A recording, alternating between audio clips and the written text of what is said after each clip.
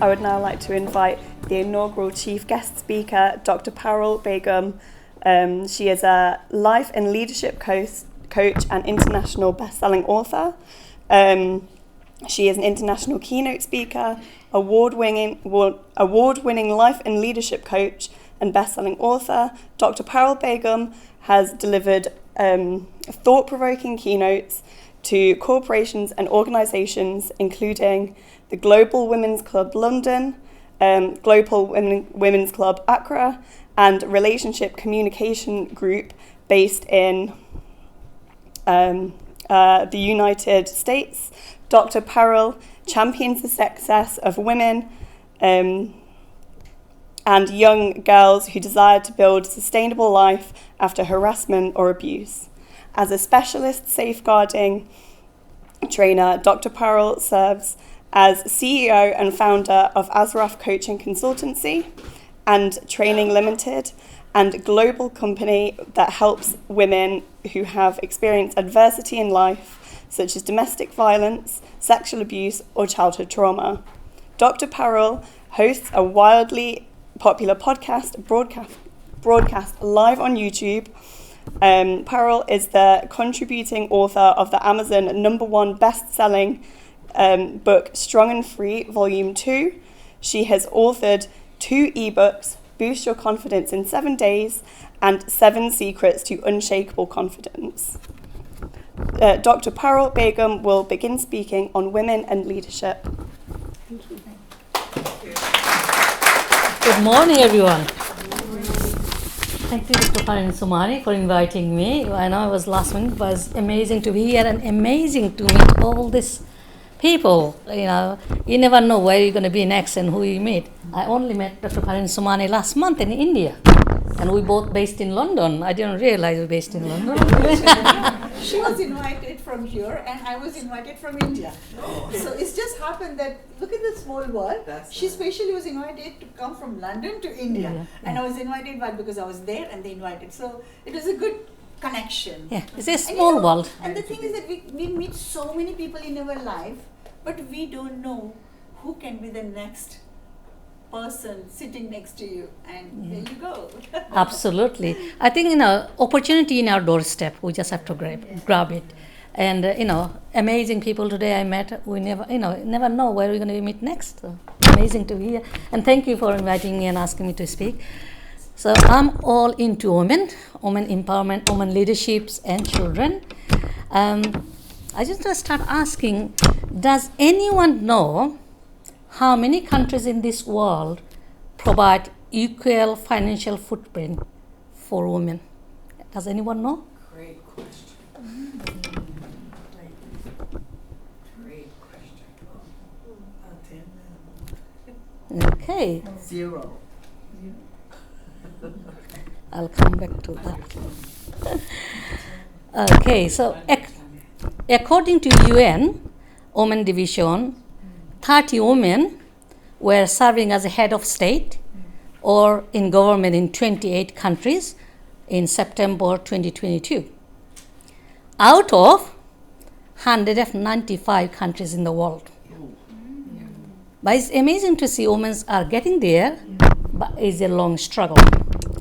There are 7 women in FTSE 100 in UK. And in January 2023, first time, Fortune 500 recorded as a 53 CEOs in the companies. So about 10%. So we are getting there. Not depressing, but we're going to be there because we have the power to reach our full potentials and achieve our dream. Now, the problem and consequences of having less women, or the reason, obviously gender bias is the biggest problem we have. Even though women have been fighting for their rights, equal share for decades, and we're not giving up. Because men are always seen as more competent, more capable, even in leadership, even women might have same qualification or more, but women often not get chosen. Especially corporate world, we've seen women delaying now giving birth because they want to climb up the ladder. If you're in a banking industry, and if you go on maternity leave, you don't get promoted. Because that's one example I'm using from my friend. Yeah, so you don't get promoted because you're going to be off for 6 months or a year. And that we've seen a lot. Sexual harassment, bullying, hostile working environment, all are some of those obstacles women face. And if you are a colored woman or disabled, you have double, triple discrimination. I'm one of them. I've suffered all of them. But recently, in last January, I attended a launch of a research report in Houses of Parliament, launched by Forces Society, called House for Everyone. And it's a case for modernizing UK Parliament. Good job. The report was shocking but not surprising. They interviewed MPs, and some of the things came out was biggest issue are online abuse, sexism, racism, ableism. And I heard first-hand experience from one of the female MP. She often been denied to go into staff room, in MP's staff room, because she is the youngest Asian Muslim female. And she been called always a PA, because lots of Asian young women work as a PA in UK Parliament. But doesn't mean all are PAs. There are women who also serve as MPs. So listening to some of those women who are experiencing all this, it was heartbreaking. But you know what? We're not going to give up. That's right. All women have superpower, and we're going to reach our full potential. Now, when Jacinda Ardern served over 6 years in New Zealand, and she decided to have time for herself, her family, and she resigned earlier this year, BBC questioned her on the day of resignation, can women have it all? So I'm asking all those men who do not support women empowerment, women leadership, can men have it all? Why men not question, can men have it all? Why women always have to give evidence they can balance, they have to multitask, they can manage home, they can manage outside, why not men? But you know what, we don't give up, we continue to fight. So I come back to the answer to the question. I was doing some research this week. I only found 6 countries who provide equal financial footprint, and they are Belgium, Denmark, France, Latvia, Luxembourg, and Sweden. A few years back, Sweden was the only country who was giving equal pay to women. So it's good to know now it's 6 countries. So if you want to have a financial footprint, you might need to go and live there. And one of the things I've noticed is like whether you live in East or West as a woman, we still face discrimination. Women in Afghanistan denied basic right to education. Women in USA denied basic right to over their body, especially the recent legislation where anti-abortion law. That was heartbreaking. Listening from some of my friends, people even thinking to move the state because they can't have a life that they want to have. So women, wherever you go, there is always barriers, so we never give up. And I just wanted to kind of talk about a bit more of consequences of having all this discrimination. We've seen now, obviously, social media, online trend. Some of the celebrities actually have sexualized view, and our young boys have that. And we've seen like people like Andrew Tate, how he view things and how young people take that on board. We've seen game like GTA, which is actually portrayed women as a sexual symbol. And children, younger children playing, even though it's got age restriction, because sibling playing, they play as well. So what we teaching our children? Children witnessing domestic violence and portraying same things what their father did to their mother, especially boys. I'll give you an example during my work with domestic violence. A family were taken into refuge here in UK because of domestic violence at home. A teenage boy one day pushed his mother from upstairs to downstairs through the stairs. When he was interviewed by a professional, he said, I thought that's normal because my dad did that to my mom all the time. I've seen that from baby, so I don't see any difference why I shouldn't push my mom. So what are we teaching our children? If a child seeing that from early age, they think is normal for them. So it's really important for men and women. We take shared responsibility to teach our children about respect, about love. If there is no respect, no love, we're not going to have equal society. At the same time, men who do not support women need to come forward.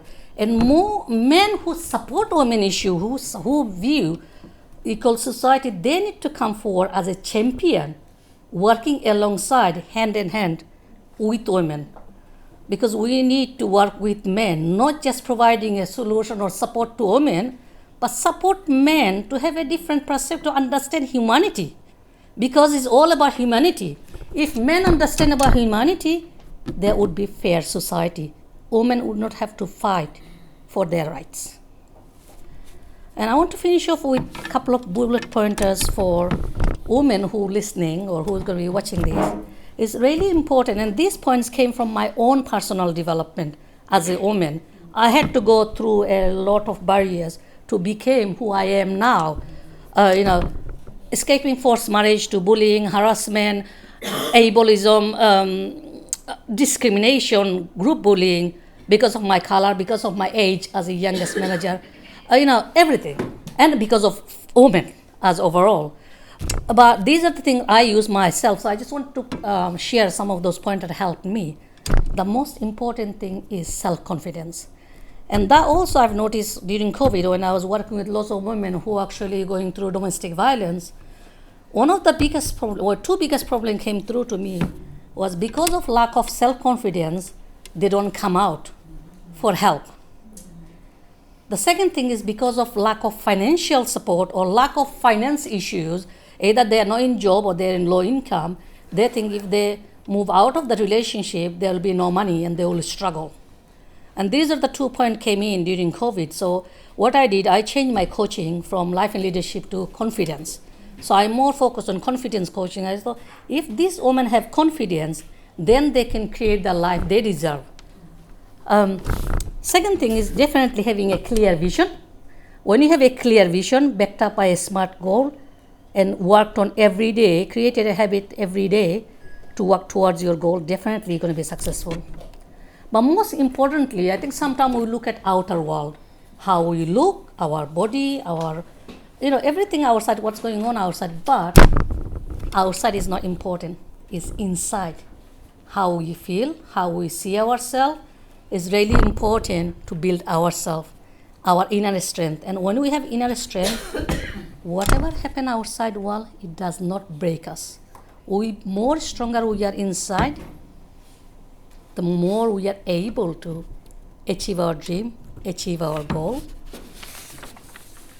But also what helped me is being around positive people. And Jim Rohn always say, if you are around 5 positive people, you become the 6th one. But if you are around 5 negative people, you become the 6th negative person. And we've all seen that. We're all experiencing that, how you can change it. Yeah. And most importantly, my last point is always look up to those who's done it before. So important to get a mentor. Don't be scared to invest in yourself the time, the money you need to invest in your success. Because especially when you want to reach somewhere quickly, always get help from somebody who's done it. Because that's the only way you can get there quickly. And you are really important. And my last point to all the women, we bring life to this world. Nobody else. We are God gifted. We keep a child inside us for 9 months. Then we give birth. We are special, we are unique. And we are not lesser than men, we are more than men. Because we bring a life to the world. So keep on that, keep focused and go and get your dream. That's for me. Thank you.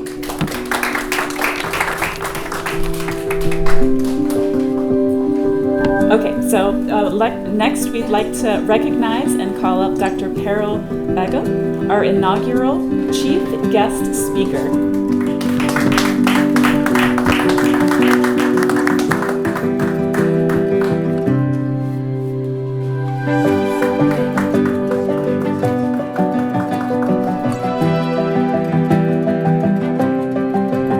We're here today at the Global Research Conference in Cambridge.